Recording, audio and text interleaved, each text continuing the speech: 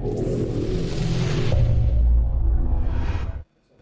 SN, ketemu lagi dengan saya Agus Harizal Alushikmat, pemimpin redaksi Suara Nusantara dan koran SN.com. Dan pada episode Minggu tanggal 27 Februari 2022 kita adalah ulas berita. Dan untuk diketahui bahwa besok tanggal 28 adalah hari libur nasional memperingati Hari Isra dan Mi'raj. Dan untuk diketahui bahwa Suara Nusantara setiap hari libur nasional itu libur terbit ya. Kemudian untuk berita-berita yang terbit di koran SN.com itu tetap terbit seperti biasanya. Dan pada ulas berita malam hari ini kita ditemani redaktur pelaksana Dedi Suhendra. Selamat malam, Ded. Malam, Kak. Apa kabar nih? Baik, sehat. Dan besok kita libur nasional ya, memperingati Isra dan Mi'raj ya. Tapi malam ini kita tetap tayang untuk kanal YouTube Lensa SN ya di ulas berita. Oke, pada season pertama kita bahas apa nih, Ded? Untuk season hari ini kita bahas terkait penggeledahan di kantor BPN Kota Palembang yang dilakukan oleh Kejari Palembang terkait penyidikan dugaan korupsi sertifikat tanah. Oke, langsung diceritakan aja nih, Ded, ulas berita untuk update berita terakhir ini ya. Iya. Menarik ini ya. Dugaan kasus ini kan cukup viral di koran SN, nggak ya? Di mana setiap pemberitaan kan kita lakukan, kita tulis lebih dari 2 berita, 3 berita kan. Terakhir proses penyidikan terakhir, Jaksa Penyidik Khusus Kejari Palembang melakukan penggeledahan di kantor BPN Kota Palembang ya.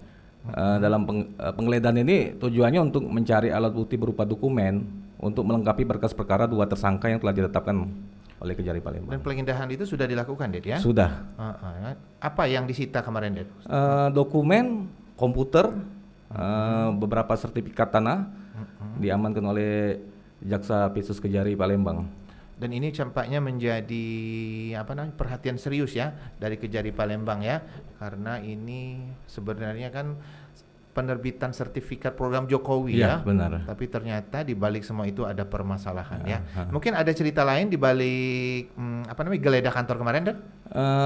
Penggeledahan pagi hari ya, dimulai pagi hari dan sebelum itu penggeledahan hari Jumat kemarin, nggak ya? Hari Jumat kemarin. Pagi ya? Pagi. Sampai sore ya? Enggak, sebelum Jumat udah selesai sih. Oke. Wartawan diajak serta ya? Perwakilan karena kan sekarang kan Omikron lagi tinggi, Kak. Jadi jadi perwakilan ya? Perwakilan. Ada keterangan pers ya? Ada keterangan pers dari pihak Kejari Palembang. Dan Suara Nusantara dapat foto-foto khusus ya? Iya, dan beritanya sudah tayang di koran.sn.com. Dan untuk malam ini masih ada ya tindak lanjutnya ya.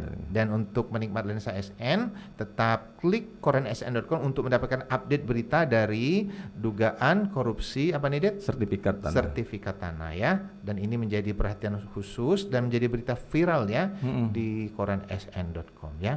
Dan kita harapkan mungkin ke depan tidak ada lagi ya kasus-kasus seperti ini, Det ya. Oke, Ded ya. Kemudian bisa diceritakan sedikit ulas berita sebelumnya ya, bahwa ini diketahui dari apa nih, Ded? Sambil mengingatkan kepada penikmat Lensa SN. Dugaan korupsi ini bermula dari warga di Karya Kertapati ya. Saat itu kan ada program Bapak Presiden Jokowi terkait penerbitan sertifikat. Gratis harusnya ya? Gratis itu, Kak. Melalui lurah setempat warga membuat sertifikat tersebut kan. Tapi dalam prosesnya ternyata sertifikat warga ini tidak diproses oleh kedua tersangka yang ditetapkan. Malahan kedua tersangka ini diduga membuat sertifikat tanah kepada pihak-pihak tertentu yang tidak diajukan malah ya? Iya, yang diajukan dengan dapat gratifikasi puluhan hektar tanah. Tahun berapa ini kasusnya, Ded? Tahun 2019. 2019 ya. Waktu itu masih menjabat di BPN Palembang. Dan pada kasus ini terungkap sudah menjabat di BPN 4 Lawang ya. Oh, sangat disayangkan sekali ya. Dan mungkin ini menjadi perhatian serius ya Kejari Palembang ya. Iya. Dan kita harapkan Kejari Palembang mengungkap kasus ini sampai tuntas ya. Benar, Kak. Dan kasus ini masih banyak yang diperiksa nih, Den. Iya, perkembangan terbaru terupdate kan penyidikan masih terus berjalan. 2 tersangka sudah ditahan, nggak ya? Tapi berkas perkara kedua tersangka kan belum rampung atau P21. Jadi jaksa penyidik memanggil saksi secara bergilir untuk diperiksa untuk melengkapi berkas perkara kedua tersangka. Oke ya, berarti beberapa saksi masih terus diperiksa ya? Masih terus. Oke, dan seperti biasa malam hari ini kita ditemani tim kreatif ya. Maggie. Halo, malam Maggie. Ilham. Halo, malam Kak. Ada usulan malam ini? Ada cerita sedikit malam ini, di malam libur ini harusnya libur nih, tim kreatif. Tapi malam ini tetap semangat ya? Semangat, Kak. Semangat ya. Ada yang mau ditanya kepada redaktur pelaksana soal sertifikat tanah ini? Itu perkembangannya terus dipantau enggak? Ya, perkembangan terus kan karena kedua tersangka yang ditahan ini kan ada batas waktu masa penahanan di tahap penyidikan. Berapa hari penahanan? 20 hari Kak, tapi 20 bisa hari. diperpanjang kan. Diperpanjang, untuk agar dia tidak jangan sampai masa penahanan habis berkasnya tidak rampung, jadi jaksa penyidik terus mengejar mengejar untuk ya, melengkapi berkas perkara. sebelum akhir batas waktu penahanan. Iya, benar. Oke, untuk season berikutnya apa nih? Ulas berita, Det. Dugaan korupsi Masjid Sriwijaya ya, Iya. yang masih viral ya di koran sn.com ya. Yang terupdate apa nih, Det? Terakhir kan dia ada 6 terdakwa sidang nggak ya? Sidang di Pengadilan Negeri Palembang. Dalam persidangan ini 2 sesi. Pertama 2 terdakwa harus ditunda Harus ditunda karena gara-gara hakim terpapar COVID kan satu hakim. ditunda 2 minggu. Dan Oh ini ya, udah 4 jalan 1 minggu ya? Ya, yang 4 terdakwa kan. Oke, berarti 1 minggu lagi ya? 1 minggu lagi. Oke, terus? Nah, yang hari Kamis kemarin untuk 2 terdakwa sidang menghadirkan saksi-saksi Kak. Di situ kan ada beberapa fakta terungkap menguatkan dakwaan jaksa penuntut umum. Salah satunya dari keterangan saksi bahwa dari pihak pemerintah bahwa proposal Masjid Sriwijaya tidak ada.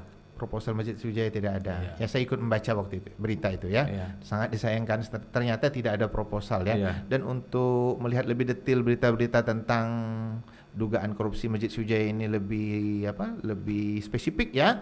Silakan penikmat Laisa Ensen untuk mengklik berita-berita di koran sn.com ya. Kemudian mengulas sedikit ya. Ya. Dugaan korupsi Masjid Sriwijaya ini agak panjang ya perjalanannya. Panjang nggak? Agak panjang, dan Suara Nusantara edisi cetak dan koran sn.com itu mengulasnya secara lengkap ya. Dan kita telah mewawancarai beberapa banyak tokoh ya yang sangat menyayangkan kenapa kasus ini terjadi ya. Dan tanpa diduga-duga kadang-kadang ada beberapa nama itu yang ternyata ikut terlibat ya Iya. dalam dugaan korupsi Masjid Sriwijaya ini ya. Dan kita harapkan kasus ini dituntaskan ya. Dituntaskan. Ya, karena menjadi perhatian masyarakat Sumsel. Bukan aja masyarakat Sumsel ya. Jadi boleh cerita? Nasional.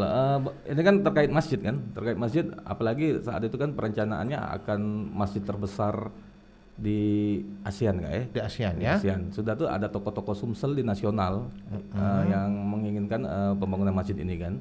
Tapi pada perjalanannya dalam pembangunannya kan Ada permasalahan, permasalahan ini ya. ini. Sangat disayangkan, Sangat ya. disayangkan. Dan ternyata boleh diceritakan dikit, dana yang digulirkan itu sudah 130 miliar ya. 130 miliar. Dan yang dari apa itu? Dari ini yang jadi fisik berapa kemarin dari hasil Terakhir 65 miliar dari Pengadilan Negeri Palembang. Kalau tingkat pengadilan tinggi 23 miliar. Tapi saat ini kan Kejati Sumsel masih melakukan upaya langkah hukum kasasi Kak ya.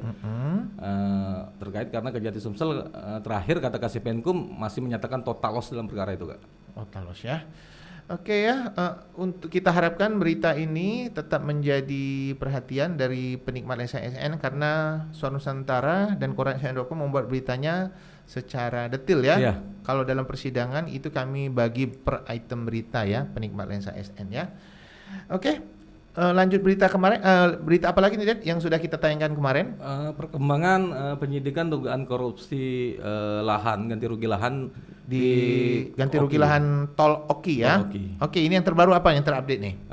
Kalau terupdate sih penyidikan masih berjalan. Terakhir oleh Kasih Penkum ngomong beberapa saksi masih akan dijadwalkan karena dalam perkara ini kan belum ada tersangka yang ditetapkan oleh Kejati Sumsel. Belum ada tersangka Belum ya. ada tersangka. Oke, yang menarik tentang dugaan korupsi di pembebasan jalan tol di Oki, Ded ya. Ya, benar. Mungkin Dedi bisa mengulas sedikit berita ini, Ded.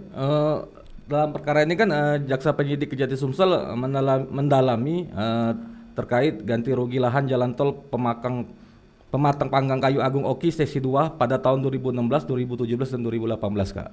Dan terjadi 3 tahun ternyata 3 tahun ya. berturut-turut. Dan mungkin membuat kasus ini agak lama ya perjalanannya, Ded ya. Dan Suara Nusantara memang agak telat ya mengetahui berita ini ya. Dari laporan masyarakat ya. Dari laporan masyarakat Setelah kita konfirmasi ke Kapenkum memang ada ya. memang ada. Pemeriksaan untuk kasus ini ya. Kemudian untuk kasus ini sudah banyak sekali yang diperiksa, Ded ya. Banyak Kak. Ada perangkat lurah ya. Dari pihak kelurahan, dari kecamat kan. Kemudian dari Kades ya. Kades hingga pihak pemerintah kan. Pihak pemerintah terkait ya. Kemudian telah terjadi juga geledah kantor ya. Dan kemudian dalam pemberitaan sebelumnya itu telah terjadi penyitaan ratusan dokumen ya. Iya. Jadi mungkin bisa ceritakan waktu itu pembuatan berita ini. Terkait penyitaan ratusan dokumen itu kan hasil dari penggeledahan 2 lokasi dari 3 lokasi yang digeledah, Kak. Nah, dari situ jaksa penyidik mengamankan ratusan dokumen untuk menjadikan alat bukti dalam perkara ini. Oke ya, sangat disayangkan ya. Ternyata di balik pembangunan jalan tol Oki itu ada permasalahan dalam ganti rugi lahan ya. Dan ini juga salah satu program pemerintahan pusat ya. Iya, benar. Dan sudah diresmikan kan kemarin oleh. Sangat disayangkan ternyata di balik pembangunan itu ada permasalahan ganti rugi lahan ya. Kemudian untuk update berita selanjutnya, apa update yang terbaru ini? Yang terbaru, Kejati Sumsel menyatakan masih akan melakukan pemeriksaan saksi untuk menetapkan tersangka dalam perkara itu. Seperti biasanya di penghujung ulas berita kita ada quotes ya, dan untuk quote malam ini dari tim kreatif M Ilham. Quotes-nya adalah boleh menyesal tapi jangan memilih menderita. Oke, cukup sekian dari kanal YouTube Lensa SN. Untuk selalu like, comment, share, dan subscribe kanal YouTube ini biar informasi menarik dari kanal YouTube ini tetap tersebar merata di bumi Sumatera Selatan. Demikian dari saya. Wassalamualaikum warahmatullahi wabarakatuh.